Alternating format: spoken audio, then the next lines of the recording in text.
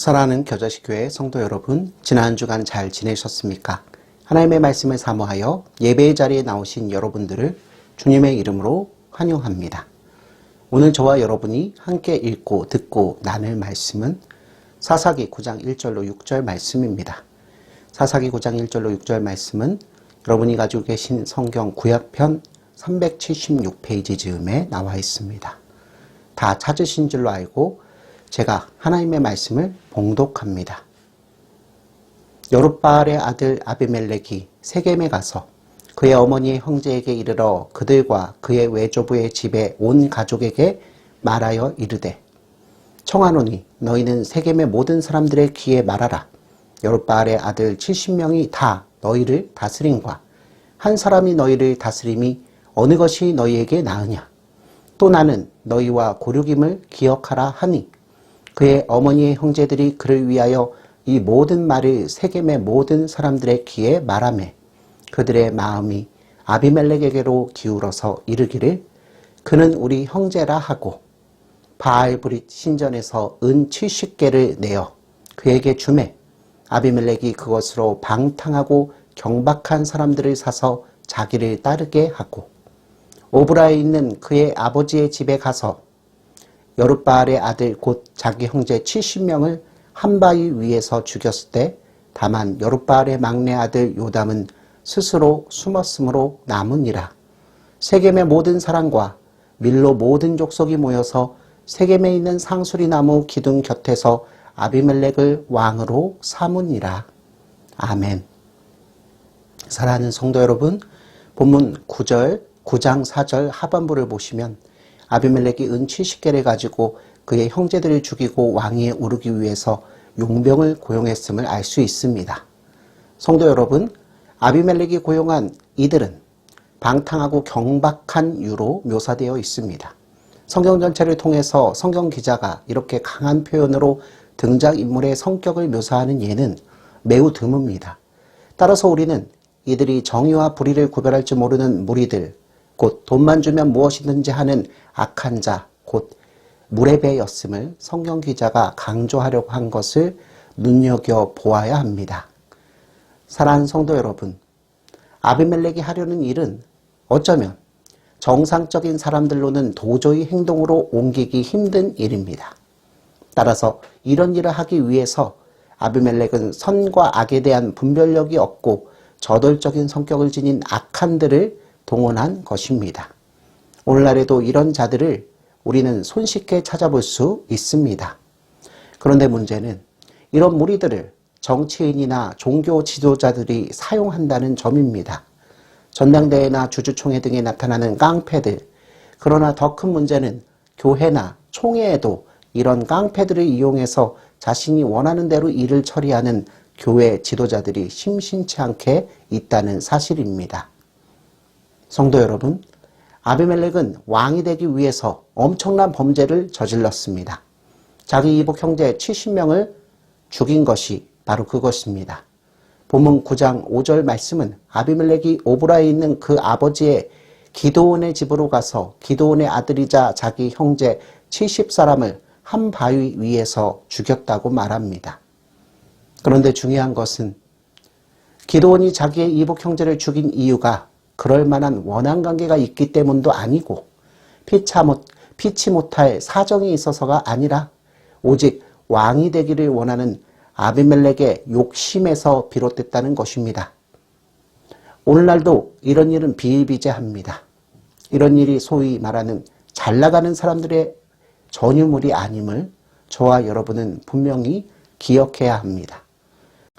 사랑하는 성도 여러분, 오늘 우리는 자기의 유익을 위해서 배다른 형제 70명을 살해하고 이스라엘의 왕위에 앉는 아비멜렉의 모습을 지켜보면서 왠지 모르게 아비멜렉의 모습에서 나의 모습을 발견하지 않습니까? 아비멜렉의 아버지 기드온은 지극히 작은 자로서 이스라엘을 구원하시고야 말겠다는 약속을 지키시는 하나님을 만나면서 이스라엘을 구원한 큰 용사로 불리며 높임을 받게 되었습니다. 그런데 그런 기드온도 하나님과 동행하는 삶을 살지 않았을 때에는 자기의 정당한 요구에 응답하지 않고 수치심만 안겨준 동족들을 향하여 무자비한 피해 복수를 감행하는 자가 되고 맙니다. 성도 여러분, 오늘 아비멜렉이 오브라에 있는 70명의 이복 형제들을 죽이고 왕이 되기 위해서 세겜 사람들을 충동질한 일과 바알 신전에서 비롯된 돈으로 무레베 곧 깡패들을 사들여서 모략을 꾸민 일들은 사실상 그 아버지 기드온의 행실로부터 유전된 일입니다. 미디안을 징벌하기 위해 미디안의 거주지 깊은 곳까지 침투한 기드온과 300용사는 거듭되는 행군과 전투로 인하여 육신이 지쳐갔습니다. 그래서 그들이 지나는 마을인 숲곳과 분우의 마을 사람들에게 먹을 것을 요청하지만 그들은 기드온의 손에 그들을 위협하고 있는 미디안의 두 왕인 세바와 살문나의 손이 있지 않음을 거론하면서 기드온을 욕보이고 기드온의 음식을 달라는 요청을 이런지하에 거절합니다. 사랑하는 성도 여러분, 다시 한번 말씀드리지만 숲곳과 분우의 사람들은 하나님께서 기드온의 손을 사용하시어 이스라엘의 압제자 미디안에게 가하시는 하나님의 섭리적 심판을 잘 이해하지 못하고 하나님과 기드온 앞에 방자하게 굴다가 기드온의 손을 통해서 징치를 당한 것은 분명히 맞습니다. 하지만 하나님을 대신해서 하나님의 섭리적 심판을 가하는 기드온의 그 마음가짐만큼은 이미 하나님 앞에서 가장 작은 자, 보잘것없는 자, 의심이 지나치게 많아 하나님을 불신하던 자, 곧 머리떡 같은 그 모습은 전혀 아니었습니다.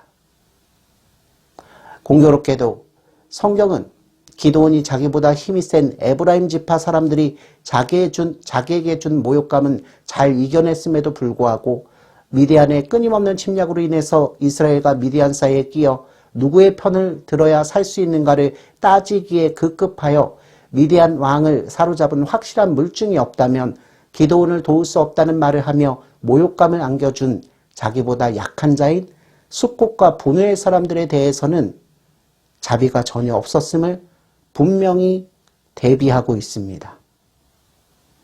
저와 여러분은 이를 통해서 하나님께서는 하나님의 섭리적 구속사를 전혀 이해하지 못하고 경고망동하는 자들을 향해서 공의로 심판하시는 분이시지만 그 심판의 도구로 사용되는 하나님의 사람 역시 얼마든지 하나님 앞에서 심판받기에 합당한 자임을 깨달아 경고망동하지 말고 지극히 겸손한 자세로 하나님을 섬기고 형제를 무엇보다 사랑하는 마음으로 대해야 함을 깨닫게 됩니다.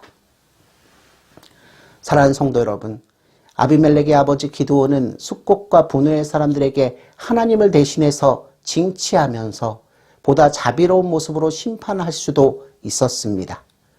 하지만 기드온은 그렇게 하지 않고 자기 성읍 오브라에 돌아와서 에봇을 만들어 이미 자신에게 기울어져 있는 이스라엘 사람들의 마음을 사로잡아 온 이스라엘을 우상 숭배자로 전락시켰고 자기 마음에 드는 여자를 얼마든지 골라 아내로 삼아 70명에 이르는 아들을 낳고도 만족하지 못하여 세겜에도 첩을 두어 아비멜렉이라는 괴물을 출생시키기에 이르렀습니다.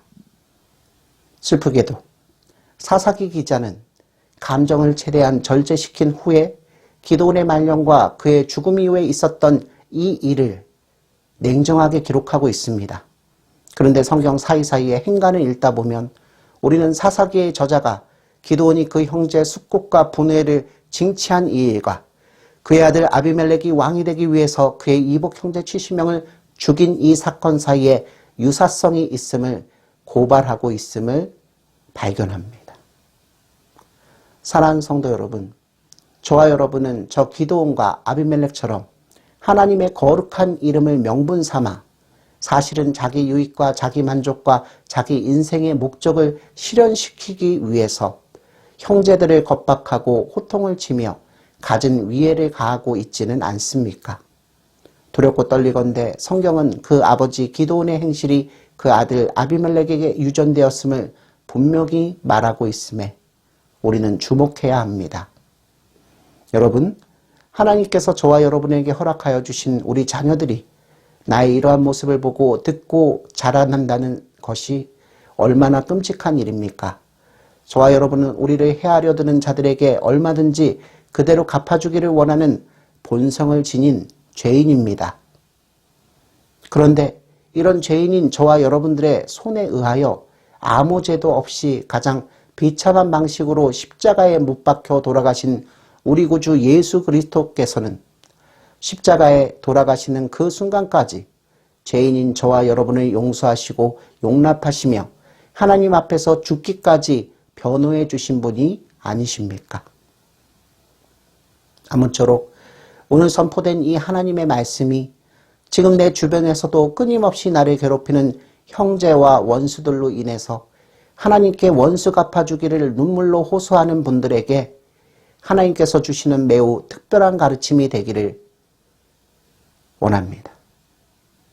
사랑하는 성도 여러분, 성도는 이제 우리 구주 예수 그리스도께서 십자가에서 하신 일 때문에 형제를 용서하지 않고서는 하나님을 예배할 수 있는 자리에 설 수 없을 뿐만 아니라 우리 삶에서 연속되는 죄된 본성의 삶을 스스로의 힘으로는 절대로 끊어낼 수 없는 자라는 것을 분명히 기억하여 우리 인생 모든 것을 우리 구주 예수 그리스도 한 분께만 맡겨드리는 저와 여러분의 삶이 되시기를 주님의 이름으로 축원합니다. 아멘.